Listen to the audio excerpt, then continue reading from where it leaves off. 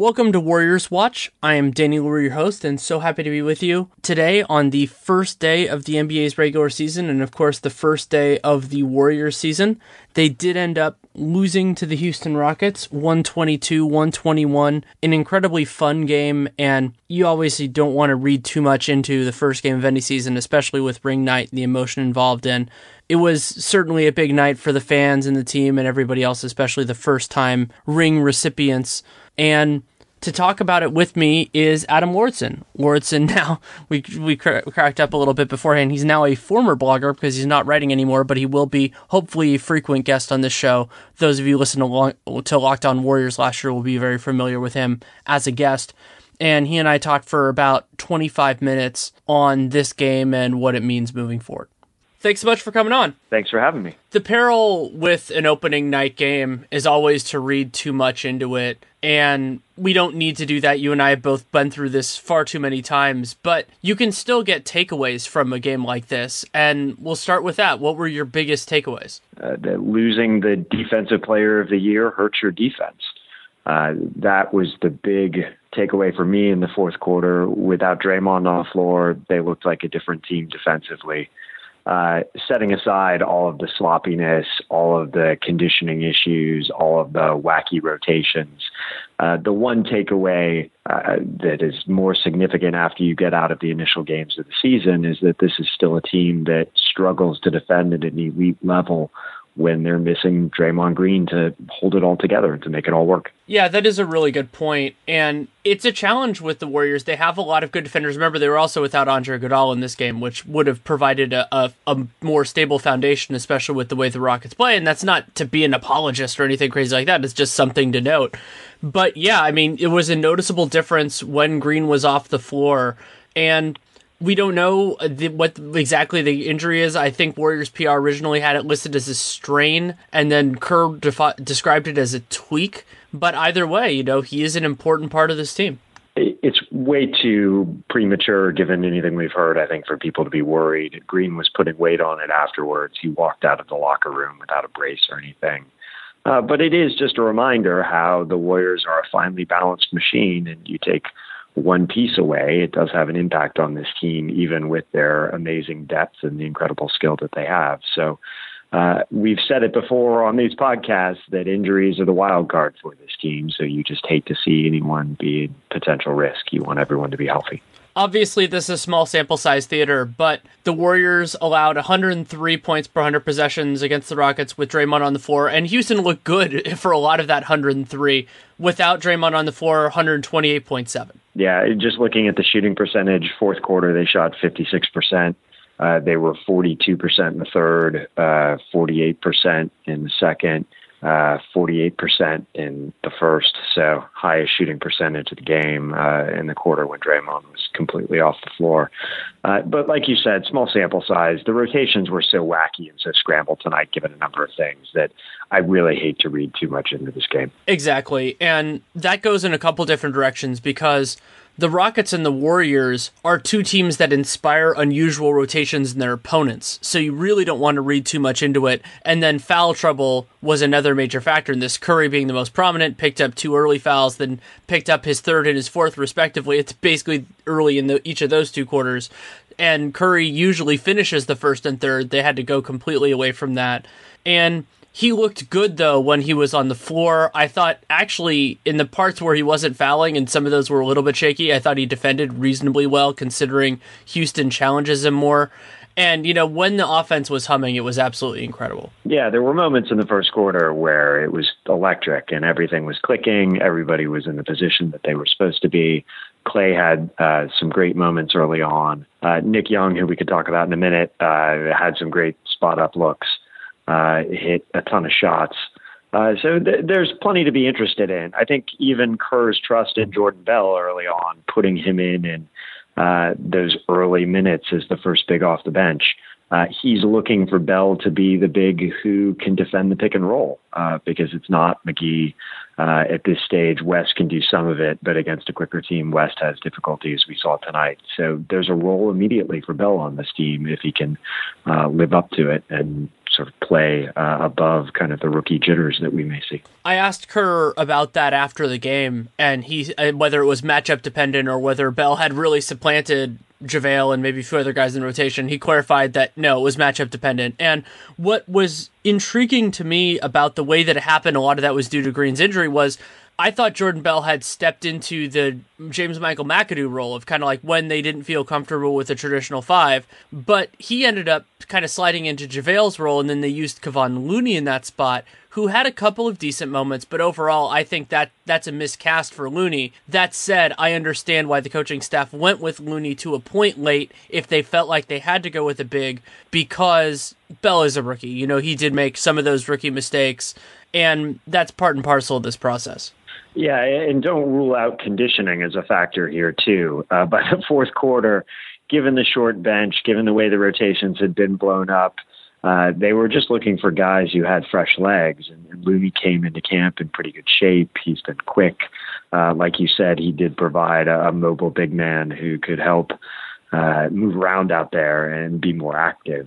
So, again, really hard to read anything into the rotations going forward based off of this one game. Certainly, and one thing going through the hustle stats that I found interesting with this game is that usually the Warriors do well in those metrics depending on, how the turnover battle goes. But deflections, 20 for Houston, 7 for the Warriors, and that's a decent calibrator for kind of the fact that their defense was okay, but it lacked some of that pop, and of course Draymond being out was part of that, and part of it is just the start of the season.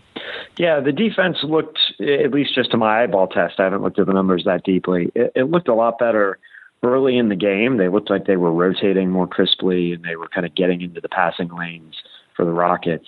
But then it looked like the Rockets sort of figured it out. They started getting penetration. The Warriors were sloppy on some of their movement. They left the lane open a few times. Kerr was visibly frustrated, took some timeouts off of those situations.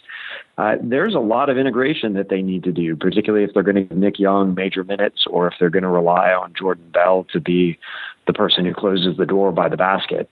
Those are two pieces who aren't used to all of the defensive adjustments, who haven't played at a defense with this level of sophistication. So that's going to be something to watch in the development. I'm optimistic both can do better and can live in the role. Bell in particular, I think, is going to be a good defender once he gets used to how the Warriors rotate. But they're not there yet. It's still a work in progress. It is still work in progress, and that's a good way to get into Nick Young because it was the duality that has been basically his entire career, where there were moments basically the entire first half when he was spectacular offensively, and then there were moments primarily in the second half where he was abysmal defensively, and that is a trade-off to a point, but I've been working on the Every Player for The Athletic, and the point that I wanted to get across in that was, even though he's an older player and some of the stuff you're not going to iron out, it is easier to find an offensively gifted player and either paper over and mitigate their defensive lapses than the reverse, just with the nature of where the NBA is, especially for a bench player. Yeah, I think that's absolutely right. The Warriors have hidden average to poor defenders before. When Draymond is out there, it's much easier to hide a bad defender. When Andre is out there, it's much easier to hide a bad defender. Where the Warriors really ran into trouble is when they didn't have Green or Iguodala. Suddenly Young's on an island and you have guys like Gordon penetrating at him. You have people like Harden and Paul switching on to him. It was just a bad matchup situation with none of the ability to cover him or paper over him, like you said, that the Warriors would typically have with their defense. And beyond those reasons, it also gets exacerbated because the Rockets have so much shooting. And, there were times when they were playing PJ Tucker at center, Ryan Anderson at center. And in those circumstances, guys like Kevon Looney feel that they need to, stay on their guy. And so then there isn't that extra defender back there or somebody who can kind of do both jobs at once like Draymond can. And that's going to be a challenge. I mean, Durant did have 4 blocks in this game, but some of that was due to opportunity. He was in the right place at the right time. And part of what made this game so weird from a Warriors perspective was a lot of guys had good games and had great stretches, but I don't think anybody had that truly incandescent performance other than Nick Young's first half, and of course that was purely offensive. Like, Draymond was a point short of a triple-double. He obviously would have gotten if he didn't get hurt. Durant had some nice moments. Clay had some nice moments. Steph had some nice moments. But it wasn't that. It was more of a team performance when it was singing rather than any individual. Yeah, and I think that some of that can be attributed to the early season, just development of the team as well. The fact that they haven't had as long a preseason as they typically have. They haven't been able to run themselves into the shape that you would expect.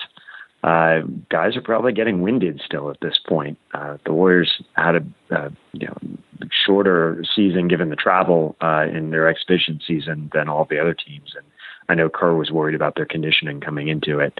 So I think that you're going to see them be episodic for a little while. They're going to have bursts. They're going to show flashes, but maybe they're not going to be able to put it together in the way that we came to expect last spring when they were such a well-oiled machine. But offensively, I think the idea that a lot of us had that the Warriors were going to come into this closer to where they ended last season than where they started the last season is probably about right. Durant looked so much more comfortable in the offense. When they were able to have the parts of the rotation that were normal, they looked fantastic in that way. And the defense will be different. Some of that is due to, the slight changes of personnel. Some of it will be, getting guys back. And I think that's a pretty good place to be, even if, the rustiness early might cost them a game or two. I don't think that game or two is going to matter that much at the end of the season. I completely agree. And this was not coached as a game that it looked like Kerr was particularly concerned about winning. They are experimenting still with a lot of different things. They're developing their younger talent to give them an opportunity to contribute later. And they're just trying to pace themselves through a season. They have been the target now in the NBA for a number of years. They know the focus and intensity that's going to be placed on them. So, this is part of being an elite team for an extended period of time, that there are ups and downs, and you just have to keep focus on the big picture, which is being prepared when the playoffs roll around. There were a few lineup things that were intriguing. A lot of that you can say is due to the circumstances of this, but I was happy that before he had his own ankle issue that Caspi played a little bit. I thought he looked fine when he was out there other than the injury.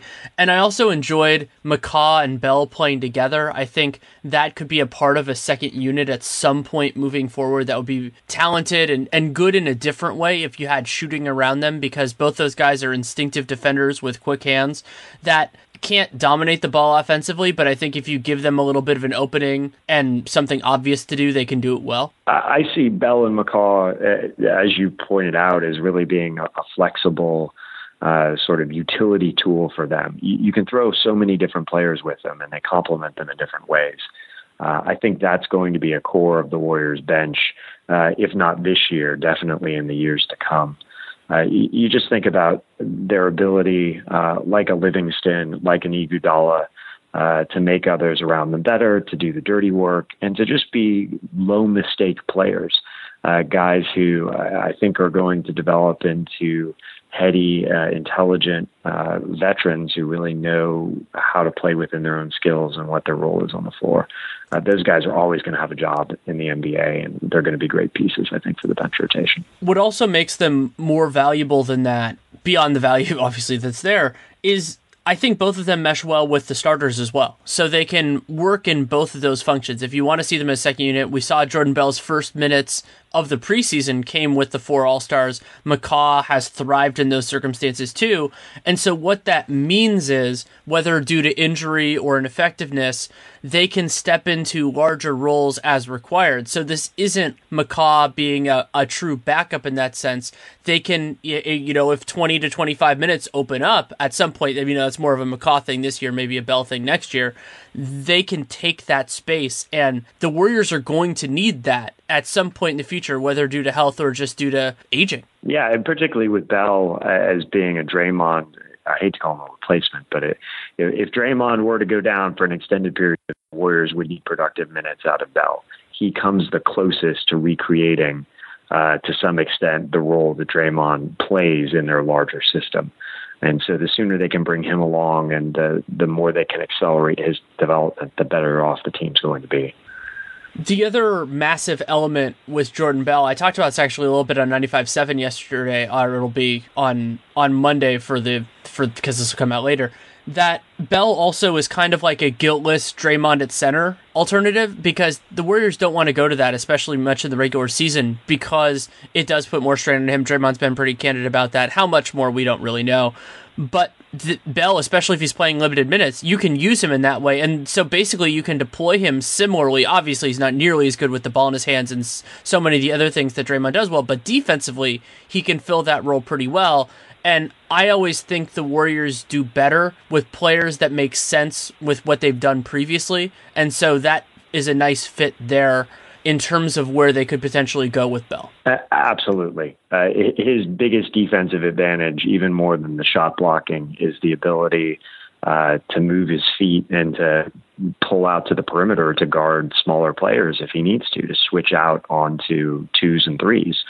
We saw that a little bit with the opening game where he switched out onto Harden. And Harden had the better of him. He got past him, but Bell certainly didn't embarrass himself. And for a rookie second-round draft pick in his first game in the NBA to be switched out onto Harden and suddenly look respectable and like he belongs in the league, that's not something to overlook. And I think the Warriors are definitely going to try to incorporate him in that defensive role, like you said. It is going to be such a massive change to go from Houston, who completely embraced the idea of going small early and often. I thought Capella looked pretty good in his minutes. He's going to look good this year because he's playing with two talented guards, even though Chris Paul sat at the end of this game. But now they go on the road to New Orleans and then to Memphis, two teams that almost exclusively play play fives. They play bigs. They play Anthony Davis at the 5-some. And so it'll be fascinating to see how the Warriors approach that. New Orleans, a team that they are familiar with broadly, but the Boogie Davis combination is new. I don't think the Warriors played them after the trade last year. I'm trying to remember.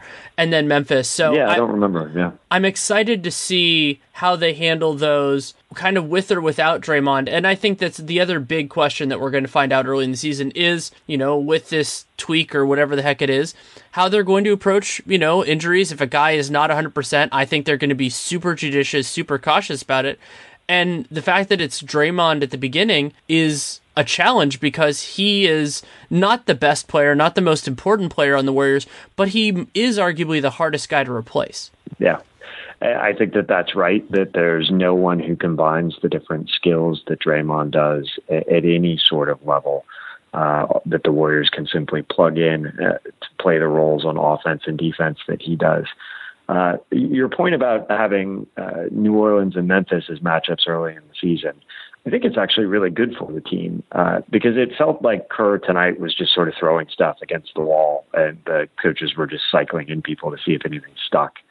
And if you're going to do that, if you're just experimenting and sort of seeing what you have, you might as well have a diverse range of opponents in different styles. So those are, including the Rockets, three teams with very different styles and different pressure points for the Warriors. I think it'll be a good test to see how they adapt and what the way that they can get productive minutes from big lineups, small lineups, and different blends.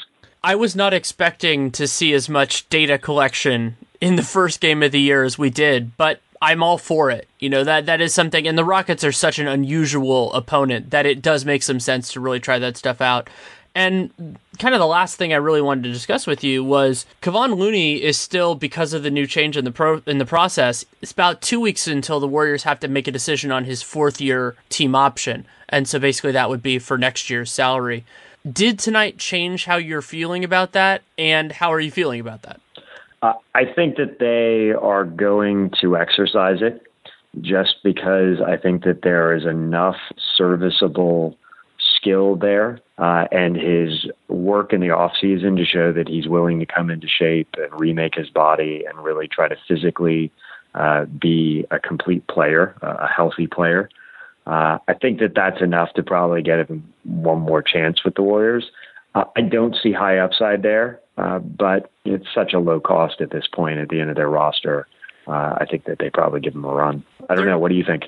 I'm about the same. There isn't any opportunity cost in terms of just pure flexibility. He obviously would cost more money just because everything matters, and they're not going to be in the repeater tax next year. So it is a relatively low-cost option. However, they have been pretty cost-conscious, broadly speaking. I mean, that was presumably part of the pitch to get Durant to take less money. And it's hard to see where Looney fits in on a team this good. Now, I could totally see, and this is what I would have been pushing if I were Myers, but it obviously takes two to tango, to see if another team would be interested in him, just because a roster spot on the Warriors is higher expected value than on other teams because guys are willing to come for the minimum. Now, on, let's say, Indiana, they have lots of bigs, but, just a team like that maybe sometimes, they have Damian Wilkins got one of their roster spots. Like a team like that, you can afford to have Kevon Looney and see if he can become a piece that's valuable for you. Yeah, he's just insurance for us. I don't think he's going to be a player that in a ideal world and an expected world is going to have any big impact on the team. So if Myers can flip him into an open roster spot where you maybe can get a veteran who is going to be a more likely contributor, absolutely, you should consider that. But given what we've seen from Looney and all the question marks over his health, I'm not sure if there's going to be a really robust market, even if the Warriors enter a fire sale situation with him. That makes total sense. Anything else you feel like we need to talk about as a part of the story of this game? Oh, I have one thing. Yeah. But Eric Gordon was fantastic. He was really good in this game. Yep, you picked up on that. I was going to add PJ Tucker to that list. I was going to say Gordon and Tucker were my two Rockets who really stood out. And the remaking of the Rockets this offseason, Paul gets all the attention, obviously, but stacking the team with a bunch of wings that can defend, I wouldn't include Gordon necessarily in that, but Maba Mute and Tucker both fit the mold, but who don't necessarily break the offense of the team the way that some defenders do. It makes them better, particularly against the Warriors. I think that it's an adaptation to the challenges that the Warriors bring. That, as we saw tonight, can pay dividends. I don't expect Tucker to have a game like this every night, but he was really effective and bothered the Warriors. Mike D'Antoni likes to run a narrow rotation, especially in the playoffs, and I can already see where Houston is going against the Warriors, and I expect to see that series this year, and, basically the guys who played heavy minutes tonight. I mean, Nene got a DNP. Nene didn't play, but I wouldn't expect him to play that much. They really ran 8 guys against the Warriors, and Ryan Anderson could end up being a little bit marginalized in that once they get a little bit more from the other guys. And so I look at the Rockets and I go, that would be a really fun series. They present different challenges. And as you said, Chris Paul does get a lot of attention, justifiably so. But those other guys are specifically good fits against the Warriors. And they're not perfect. There's a reason why Golden State is special, because they have these guys that are great defenders but better two-way players. But Houston got as close as you can with the mid-level exception and minimums. Yeah, they did a nice job, given the resources that they had left over, fleshing out the team, specifically focused on, we need to be competitive against the Warriors. So we'll see this develop over the season. This was the only time that Houston's going to come to Oakland. I don't know when the Warriors see them next in Houston, but it will be interesting to watch the next two matchups to see how the competition between the teams, the evolution of the matchups works out. The next two times are both in January, actually. It's a TNT game on Thursday, January 4th, and then an ABC game on Saturday, January 20th. And we'll have a much better sense of where these two teams are at that point. But then remember, if you think like I think that they're going to play again in the playoffs, that if it's let's say it's in the conference finals, it would be another 4 months until they play again. Yeah, that's a really interesting schedule where you see them on the first night, you see them very closely clustered in the middle of the season, and then they disappear for a few months, and you see them again in the playoffs. Not entirely different from what we saw with the Spurs last year. The Warriors faced them, I guess, later in the season before facing them in the playoffs. But it still had that feeling of there were very different teams facing each other when those games were held later in the season. Absolutely. Thanks again for taking the time. Pleasure to start the season with you again. Always happy to have to be on your show. Thanks again to Adam Lauridsen for taking the time to come on. You cannot read him anywhere at the moment, which is sad. I miss his writing because I think he's wonderful at it. But you can follow him on Twitter at GSWFastBreak, GSWFastBreak. For those of you who haven't listened to it yet, I did a preseason Twitter Reddit mailbag for Warriors Watch. You can see that wherever you're listening to this. You should be able to get access to it. You can check that out. Still, nothing's really invalidated by what has happened so far, so you can go for that. I do not know what, if any, timing there's going to be the rest of this week. Depends on my availability, doing the Twitter NBA show on Wednesday, and then, have a lot of basketball to watch because I cover the whole league, and then, the Warriors have plenty of games too. So I will see what comes up, and we'll definitely do something if the need arises, and if not, then, we'll see. That's the fun of doing this format. And I appreciate everybody for listening. If you want to support this show, you can leave a rating, leave a review in the podcast player of your choosing. It's great if it's iTunes, totally fine if it's not, wherever it is. You can spread the word by word of mouth. That's very important, either actually telling people, real life human beings, or through social media. All of those things are really wonderful. And in these early stages, information is important. There are a lot of people, I have followers on Twitter, so do other people, but it takes some time to get out there. The other big thing you can do to help is leave a rating, or sorry, not leave a rating. It's 2 a.m. You can subscribe and download every episode with a show like this that comes out somewhat sporadically. That is even more valuable. You can also check out the podcast I did with Sirat Sohi for Real GM Radio. Dunked On, Nate Duncan and I talked about this game and Cavs Celtics, and of course Gordon Hayward's injury and everything else that happened in the NBA over the last couple days. You can check that out as well. If you have any feedback on the show, good, bad, or indifferent, Danny Leroux NBA at gmail.com is definitely the best way to do so, because there are no character limits or anything like that, and it's easier for things to hit me and not get lost in the shuffle. You can also reach out on Twitter at Danny Leroux, DANNYLEROUX, and we'll see where this goes from here. I mean, it's going to be an interesting season. Whether or not the regular season matters is kind of open to you, whether you want to go that way. And something else I want to mention, because it will be used on the show, not today, but in other moments, is the Warriors have an awesome SoundCloud. So what you can do is you go to soundcloud.com/Warriors, and what they do is they put up all of the post-game audio. It's free, it's accessible, and so if you miss something, you can go through there. I asked Steve Kerr a question. I was going to put it on the end of this, but Adam and I pretty much went through the gist of it, so I don't really need to. It wouldn't give you any more than what that did. But you can listen to the stuff basically from the Warriors, from their opponents, and there's a lot of stuff there, and the Warriors have a large number of good quotes, so it's worth it if you want to take a little bit of time. I'm very impressed that they do that. It makes my job a lot easier and a lot of other people's as well. So thank you so much for listening. Take care and make it a great day.